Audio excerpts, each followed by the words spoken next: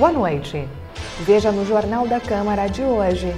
Presidente do Legislativo apresenta a proposta de reforma e ampliação do Cais Petrópolis aos funcionários.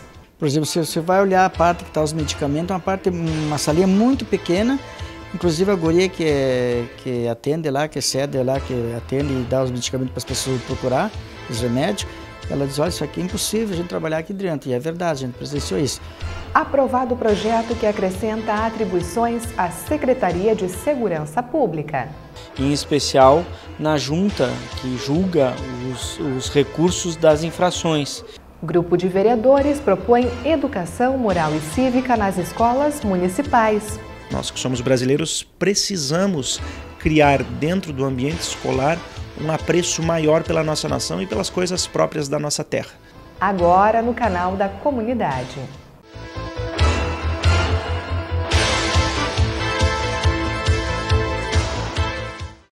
O presidente da Câmara de Vereadores apresentou uma proposta de reforma e ampliação do Cais Petrópolis aos responsáveis e funcionários.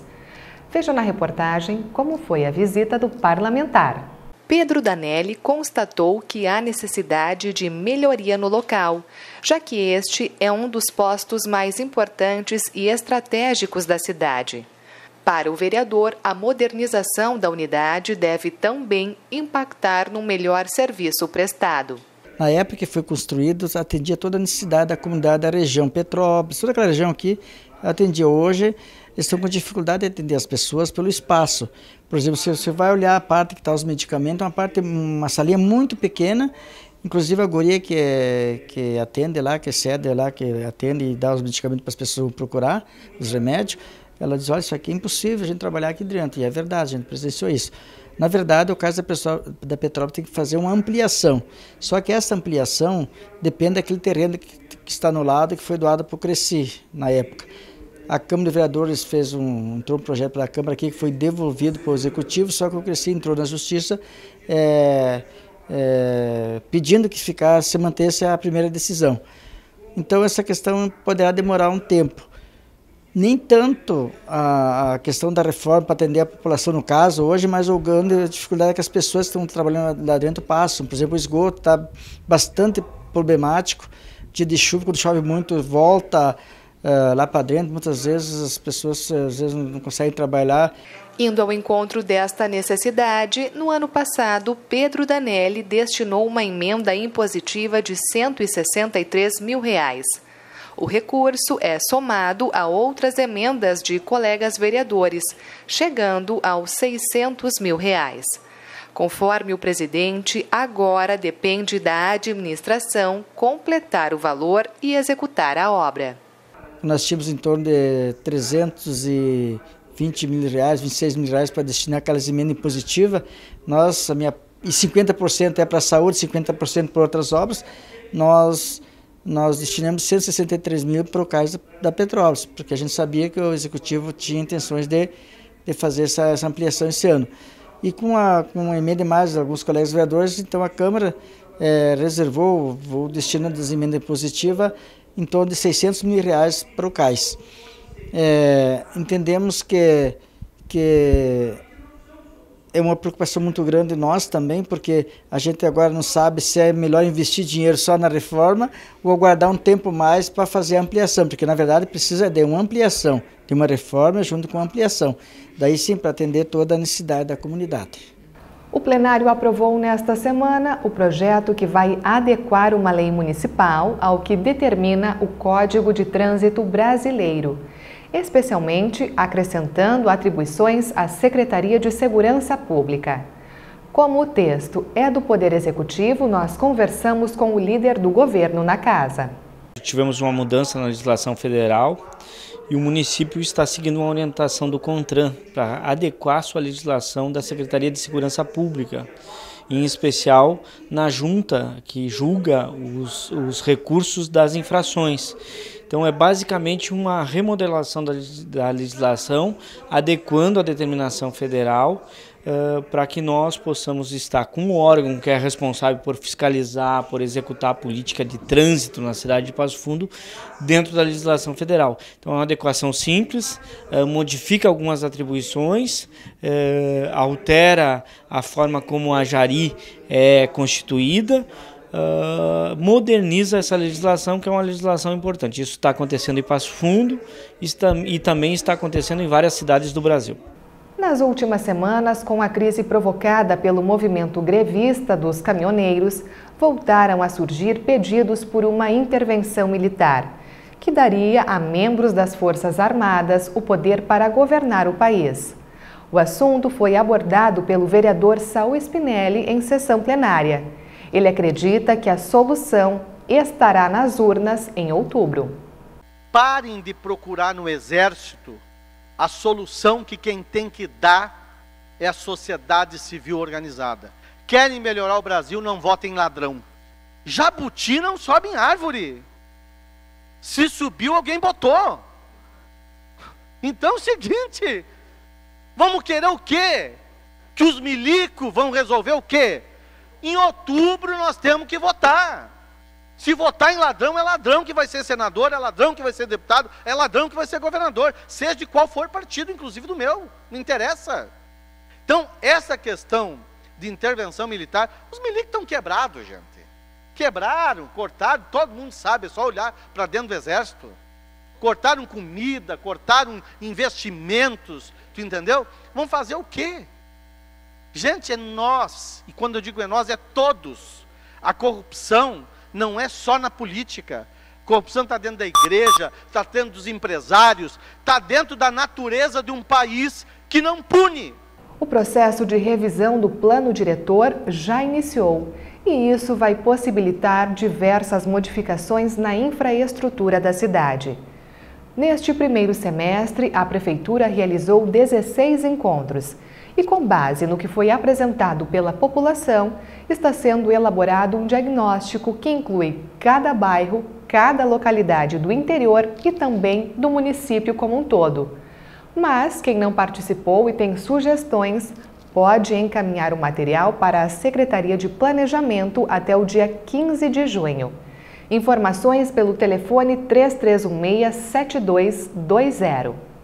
E veja no próximo bloco a opinião de um grupo de vereadores sobre a volta da educação moral e cívica no currículo escolar.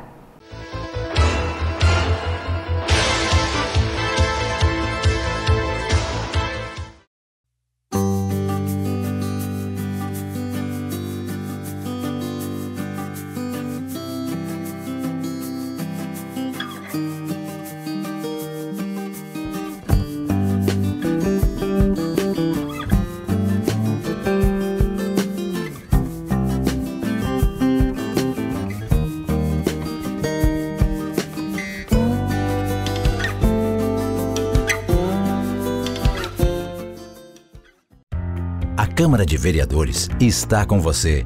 Está com a Verônica na consulta médica. Vai junto com o Cauã para a escola. Acompanhe o seu Arcério e a Dona Conceição durante o lazer. É pelo seu bem-estar que a Câmara trabalha.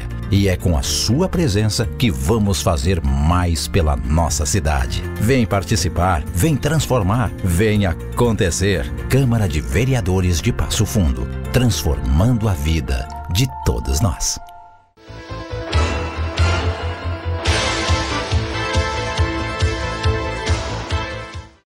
O vereador Matheus Vesp, juntamente com os colegas Renato Tchecker, Roberto Gabriel Tozon e Ronaldo Rosa, acaba de protocolar um projeto de lei. A intenção é incluir a disciplina de Educação Moral e Cívica na grade curricular das escolas municipais. Pela proposta, a matéria terá como base o texto da Constituição Federal, do Código Eleitoral Brasileiro e da Lei Orgânica do município. Ela deverá ter 1 hora-aula por semana em dia e horário estabelecido pela escola. Conforme Matheus Vespe, a educação moral e cívica está apoiada nas tradições nacionais e tem como finalidade a preservação, o fortalecimento e a projeção dos valores éticos da nacionalidade. Sou da opinião de que nós não podemos amar aquilo que nós não conhecemos e, consequentemente, nós que somos brasileiros precisamos criar dentro do ambiente escolar um apreço maior pela nossa nação e pelas coisas próprias da nossa terra. Por quê?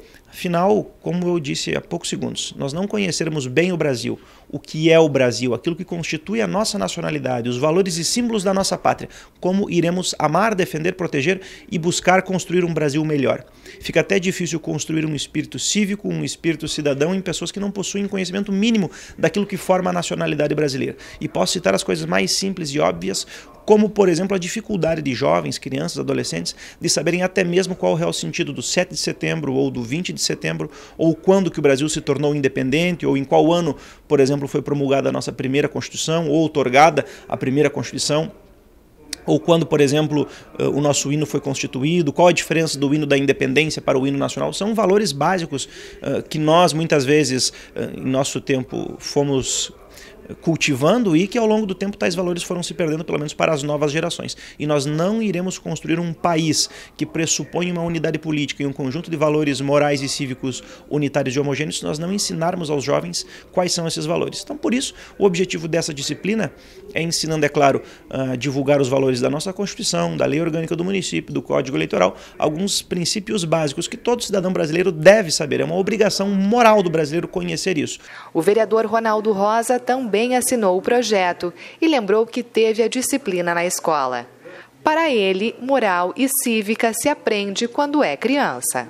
A gente está vendo aí na nossa sociedade que a perda de valores, está vendo a perda de amor à nossa pátria, ao respeito aos poderes constituídos, ao respeito ao próximo, ao respeito ao bem comum, ao respeito social. E essa matéria trabalha justamente isso, né? Educação moral e cívica. Vai trabalhar todas essas questões em sala de aula e a gente ensina quando é criança, né? Depois de adulto, muito difícil, né? Tem casos, mas são raros, muito difícil de aprender depois de adulto. Então, a gente quer que esse ensinamento volte a ser dado às crianças, que com certeza nós vamos ter cidadãos melhores no futuro.